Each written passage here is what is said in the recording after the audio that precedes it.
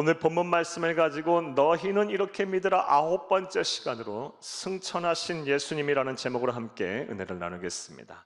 그런데 교회 역사를 보게 되면 예수님의 고난과 죽음과 부활에 대해서는 매우 중요하게 생각을 해왔지만 예수님의 승천과 그 이후의 사역에 대해서는 이 앞의 경우에보다 덜 중요하게 생각을 해왔습니다. 그러다 보니 자연스럽게 많은 사람들이 예수님이 우리를 구원하기 위한 예수님의 구원의 사역이 예수님이 부활하고 승천하신 이후 모든 사역이 끝나버리고 종결됐다라고 생각들을 하십니다. 그리고 마치 이어달리기에 바톤 터치하듯 이 예수님의 사역은 끝이 났고, 그리고 성령 하나님께서 예수님의 사역을 이어받아서 사역을 하고 계신다라고 생각을 하고 주장을 하곤 합니다. 그런데 이러한 생각과 이러한 주장은 매우 잘못된 것입니다. 왜냐하면 예수님께서는 태초부터 지금까지, 아니 영원토록 우리를 구원하기 위한 예수님의 구속 사역은 계속되고 되왔고 또 되고 앞으로 될 것이기 때문입니다. 할렐루야. 사랑하는 여러분, 그렇다면 예수님은 승천하신 이후 지금 어떠한 사역을 하고 계실까요? 그리고 그 사역이 우리에게 어떠한 유익이 될까요? 이 질문에 대한 답을 찾는 것이 바로 오늘 강해의 핵심입니다. 큰 은혜가 되시기를 간절히 주의 이름으로 축복합니다. 이에 앞서서 사랑하는 여러분, 오늘 신앙 고백 안에 있는 몇 가지 중요한 개념을 먼저 정리를 하고 이 질문에 대한 답을 찾겠습니다. 먼저 오늘 이 승천과 관련된 신앙 고백 가운데 성자 예수님께서 부활하신 후 하늘에 올라가셨다라고 우리는 신앙 고백을 합니다. 그렇다면 우리 예수님께서 올라간 하늘이란 무엇일까요? 성경을 보게 되면 이 하늘에 대해서 두 가지 의미를 가지고 우리에게 말을 하고 있습니다. 성경에는 두 가지 하늘을 우리에게 이야기하고 있어요.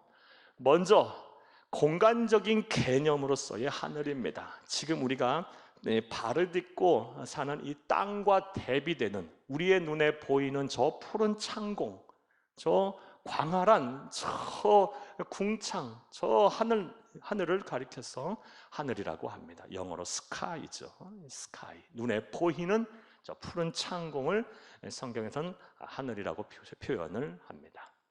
또 다른 하늘, 성경에서 표현하고 묘사하는 또 다른 하늘은 우리 눈에 보이지는 않지만 반드시 실존하는 세계인 천국을 가리켜서 성경에서는 하늘이라고 표현을 합니다. 영어로 heaven이죠. heaven. 다른 차원의 세계, 눈에 보이지 않지만 반드시 존재하는 세계인 천국을 가리켜서 성경은 하늘이라고 합니다. 그리고 이 후자의 하늘을 오늘 신앙 고백에서 우리가 고백하는 그 하늘을 말합니다. 예수님께서 부활하셔서 하늘에 오르셨다, 즉 천국에 올라가셨다라는 것입니다. 여러분 바로 알고 온전히 믿는 여러분 되시기를 간절히 주의 이름으로 축복합니다.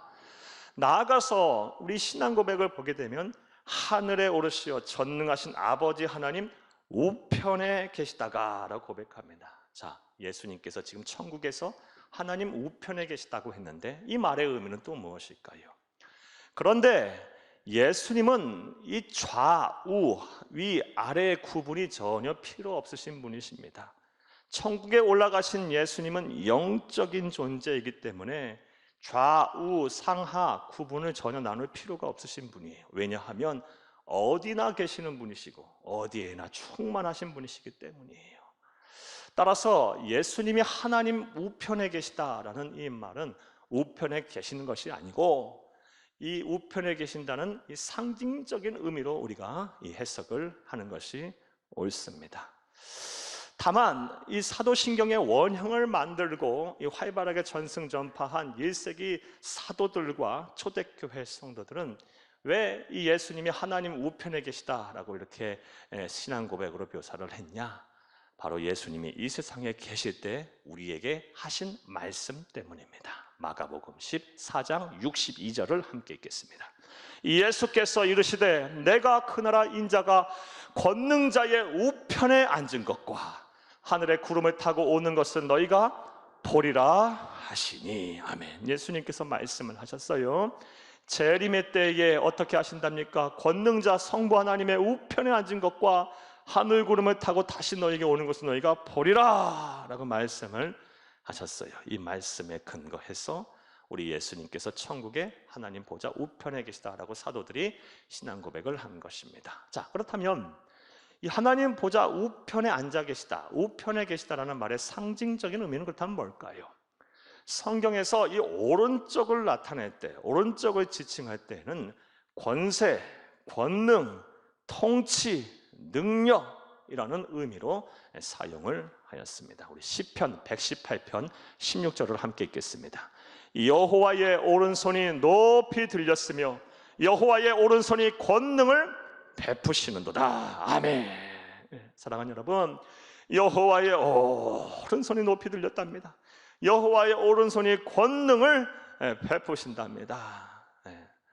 따라서 예수님께서 하늘에 올라가셔서 하나님 우편에 앉아 계신다라는 말씀은 예수님께서 부활하신 이후 천국에 올라가셨고, 천국에 올라가셔서 온 우주 만물을 능력으로, 권세로 통치하는 통치자가 되셨다라는 것을 말합니다.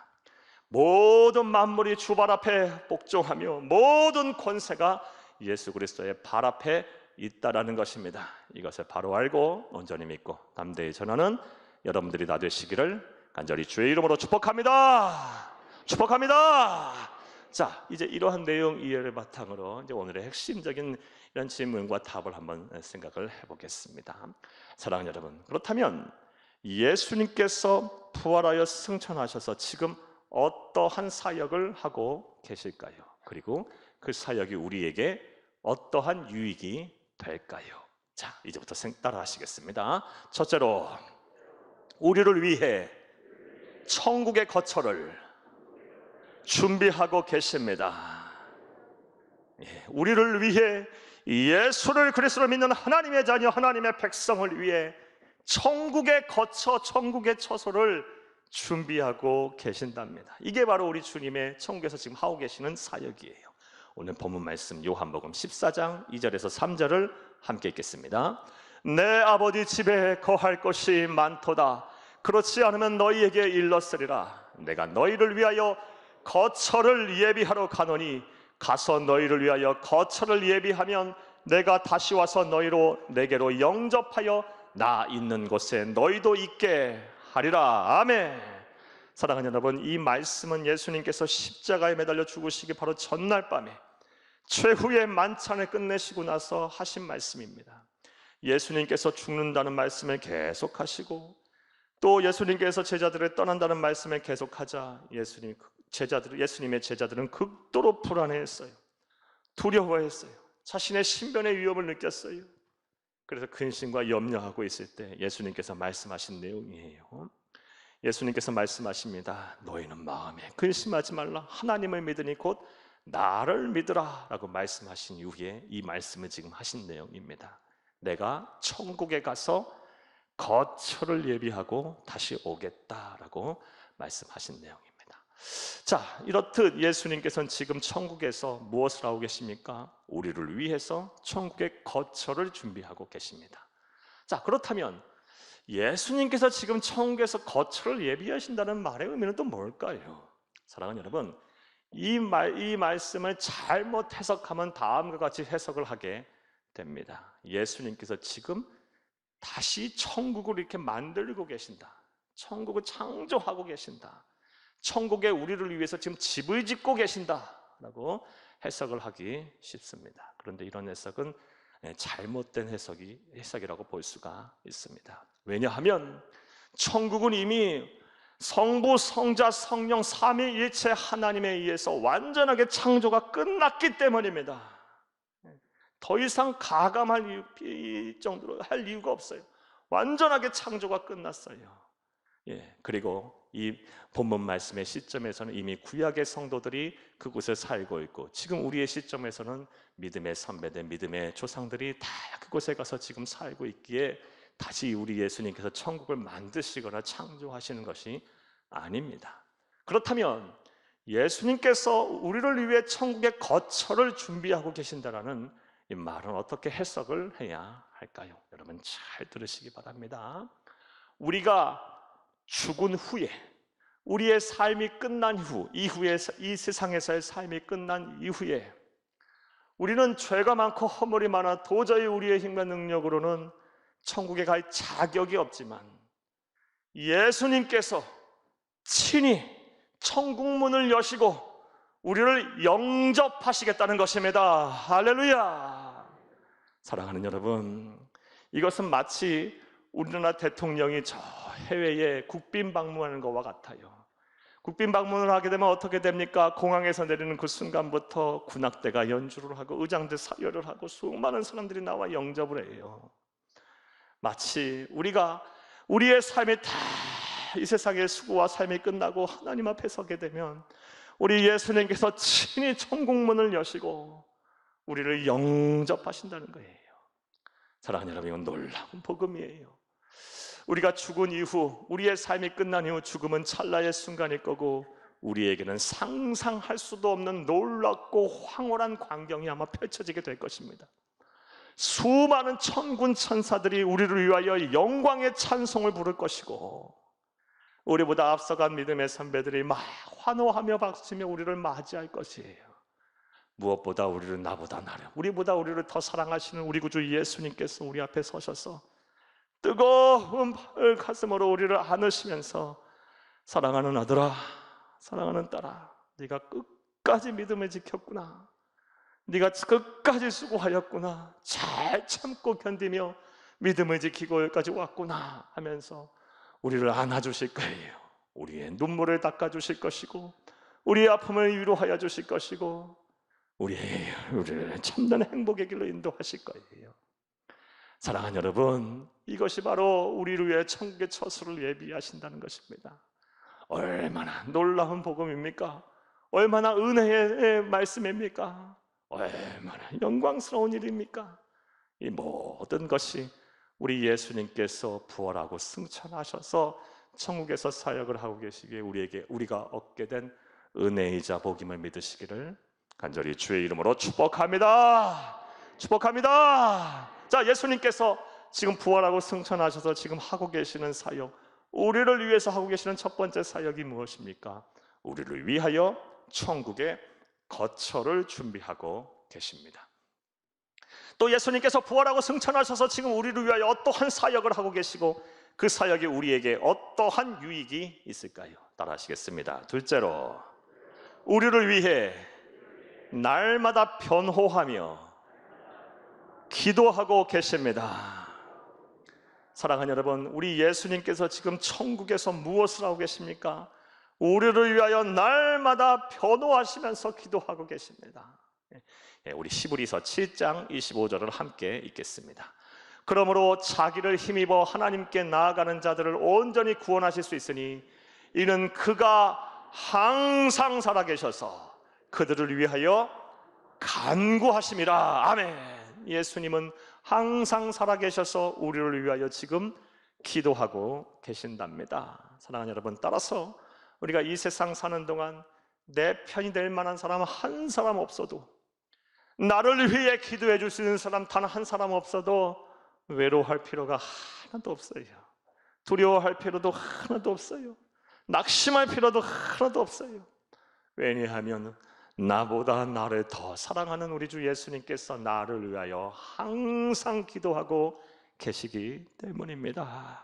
이 얼마나 큰 은혜이자 큰 은혜 축복입니까? 참, 예수 믿는 것은 기가 막힌 은혜예요. 예수 믿는 것이 얼마나 놀라운 은혜인지 몰라요. 그런데 이와 관련해서 성경을 보게 되면 더 기가 막히고 놀라운 은혜와 축복이 되는 말씀이 있어요. 여러분, 로마서 8장 34절을 함께 읽겠습니다.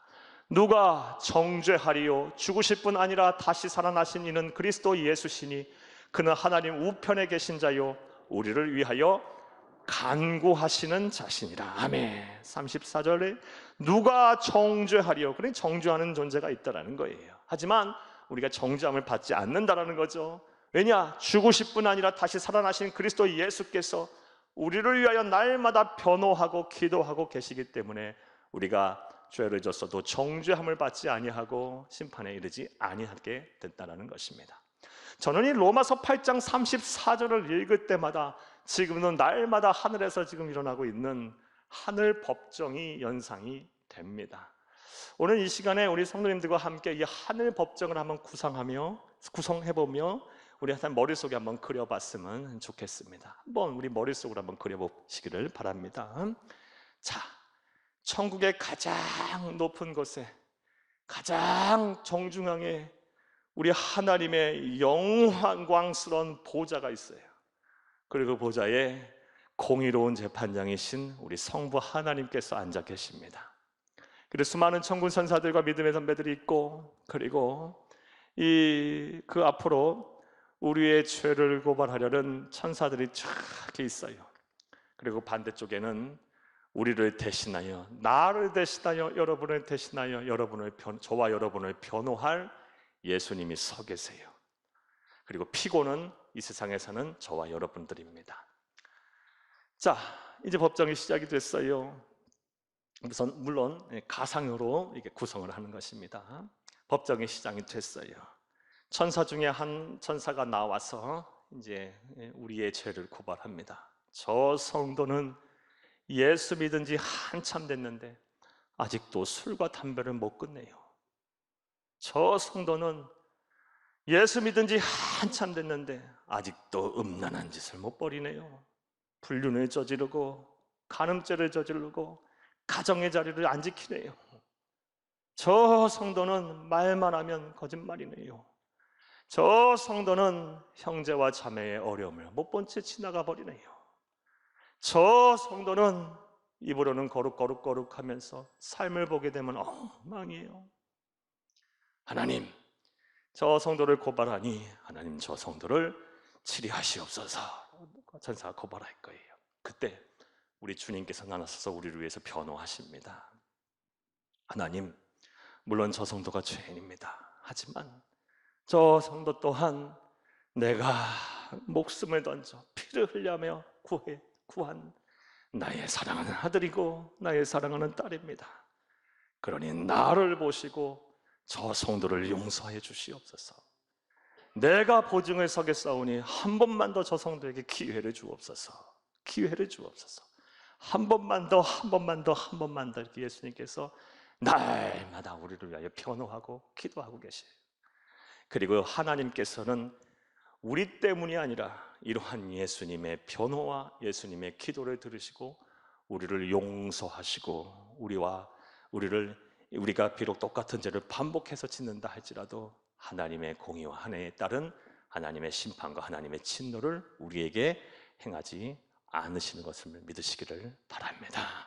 사랑하는 여러분, 어찌 보면 우리가 이렇게 날마다 무탈한 것, 참 입으로는 예수를 주여 믿는다고 주여 하지만 정말 정작 삶의 현장에서는 그렇게 살지 못하는 우리들, 날마다 똑같은 죄를 반복해서 짐에도 불구하고 하나님의 은혜 속에 아무 일 없이 사는 것, 그리고 다시 이렇게 주 앞에 나와 예배드리고 하나님 앞에 기도하고 하나님의 은혜를 구할 수 있는 것은 우리 구주 예수 그리스도의 우리를 위한 변호와 우리를 위해 기도 때문임을 믿으시기를 간절히 주의 이름으로 축복합니다. 그러니 이것이 얼마나 놀라운 은혜의 복음입니까?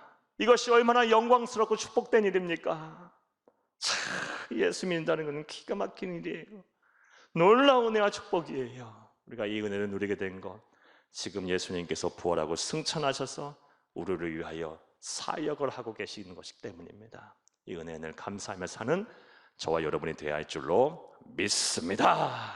사랑하는 여러분, 예수님께서 부활하고 승천하신 이후에 하시는 두 번째 사역, 우리를 위하여 날마다 변호하시고 기도하고 계십니다.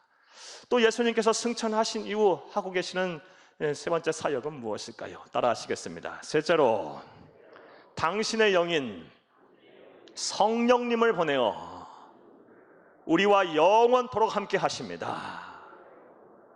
예수님께서 하신, 부활하여 승천하셔서 하시는 세 번째 사역, 하나님의 영, 예수님의 영인 성령님을 보내어 우리와 영원토록 함께 하세요. 사랑하는 여러분, 요한복음 16장 7절을 함께 읽겠습니다. 그러나 내가 너희에게 실상을 말하노니 내가 떠나가는 것이 너희에게 유익이라. 내가 떠나가지 아니하면 보혜사가 너희에게로 오시지 아니할 것이요 가면 내가 그를 너희에게로 보내리니. 아멘. 예수님께서 가시면 우리를 위해 돕는 영인 성령 하나님을 보내시겠답니다. 그래서 유익이라는 것입니다. 이 말씀 또한 앞서 여러분에게 말씀드린 똑같은 상황, 오늘 본문과 똑같은 상황 속에서 하신 말씀이에요. 예수님께서 십자가에 매달리시 바로 전날 밤에 염려와 불안, 근심을 떠나, 두려움에서 떠는 이 제자들을 향해서 하신 말씀이에요. 내가 너희를 떠나는 것이 유익이다. 내가 부활하여 승천하는 것이, 죽었다가 부활하여 승천하는 것이 너희에게 유익이다. 왜? 너희에게 성령을 보내줄 것이니까 유익이다 라고 말씀을 하신 내용입니다. 자, 그렇다면 예수님께서 부활하고 승천하셔서 성령님을 우리에게 보내셨다는 것이 우리에게 어떠한 유익이 될까요? 잘 한번 들어보시기를 바랍니다. 사랑하는 여러분, 구약의 백성들, 그러니까 예수님께서 이 세상에 오시기 전의 백성들은, 사람들은 하나님을 믿는다 해도 아무나 하나님을 만날 수 있는 것이 아니었어요. 아무나 하나님과 교제할 수 없었어요. 하나님께 아무나 기도할 수도 없었어요. 아무나 하나님의 능력을 소유할 수 없었어요. 정말 극소수의 소수의 사람들, 하나님이 선택해서 특별한 사명을 부여한 사람들만 하나님을 만나고 하나님을 교제하고 하나님과 교제하고 하나님께 기도하고 예배할 수 있었습니다. 그리고 이것은 성자 예수님께서 이 세상에 오셨을 때도 크게 다르지 않았어요. 예수님을 만날 수 있는 사람들은 한정돼 있었어요. 시간과 물리적 공간적인 제약이 있었기에 다 예수님에게 나와 예수님과 교제하고 만날 수 없었어요. 그런데 예수님께서 죽으셨다가 사흘 만에 부활하시고 승천하셔서 성령님을 이 세상에 보내시면서부터 전혀 다른 시대가 열리게 됐어요. 성령의 시대가 열리게 됐어요. 이제는 누구나 언제 어디서나 주의 이름을 부르기만 하면 구원을 받습니다. 할렐루야. 예수 그리스도의 이름으로 기도하면 하나님을 만날 수가 있습니다. 예수 그리스도의 이름으로 기도하면 그분과 교제를 할 수 있어요. 남녀노소 신분의 고와 지위를 막론하고 누구나 다 언제 어디서나 주 예수 그리스도의 이름을 부르게 되면 성령 하나님을 통해서 하나님의 능력을 소유할 수 있게 됐습니다. 할렐루야. 이 모든 것이 예수님께서 부활하고 승천하셔서 우리에게 성령을 보내주셨기 때문에 이루어진 놀라운 은혜이자 축복입니다. 자, 그런데 이러한 이 성령을 보내시겠다고 하신 이 하나님이신 예수님의 뜻은 즉흥적으로 예수님께서 결정하신 것이 아니라 오래전부터 계획하시고 약속되었던 일임을 우리가 알 수가 있습니다. 요엘서 2장 28절을 함께 읽겠습니다. 그 후에 내가 내 영을 만민에게 부어주리니 너희 자녀들이 장래일을 말할 것이며 너희 늙은이는 꿈을 꾸며 너희 젊은이는 이상을 볼 것이며. 아멘. 사랑하는 여러분, 예수님께서 부활하고 승천하신 이후에 내가 내 영을 만민에게 부어주겠다. 성령을 보내겠다. 그리고 너희 자녀들의 장래일을 말할 것이며 우리 어르신들이 꿈을 꾸며 젊은이들이 이상을 보게 될 것이다 라고 말씀을 하셨어요. 이 요엘 선지자는 예수님보다 600년 전에 앞서서 나와서 사역을 했던 선지자예요. 오래전부터 우리 예수님께서는 계획을 하고 준비를 하고 계셨어요. 그리고 이 예수님의 계획과 준비에 따라 예수님이 부활하고 승천하신 이후 그 약속대로 성령님을 보내주셨습니다. 이제 우리는 성령님을 통해서 누구나 다 어느 사람이나 언제 어느 상황에서나 이 예수 그리스도의 이름을 부르기만 하면 구원을 받고 하나님을 만날 수 있으며 하나님과 교제할 수 있고 하나님의 능력이 우리의 능력이 될 수 있게 되었습니다. 할렐루야. 이 모든 것이 우리 예수님께서 부활하고 승천하셔서 우리를 위해서 사역을 하시기 때문이에요. 얼마나 놀라운 은혜입니까? 얼마나 영광스러운 축복임의 말씀입니까?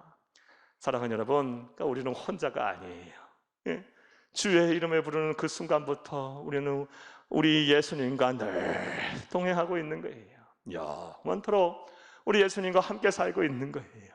천하 우주 만물을 창조하시고 주관하시며 나의 마음과 생각을 속속들이 하시고 또 이해하시고 사랑하시고 나보다 나를 더 사랑하시면서 나를 이해하고 사랑하시는 그 하나님이 신 예수님께서 지금도 나와 함께 하고 계시는 거예요. 그분의 영으로.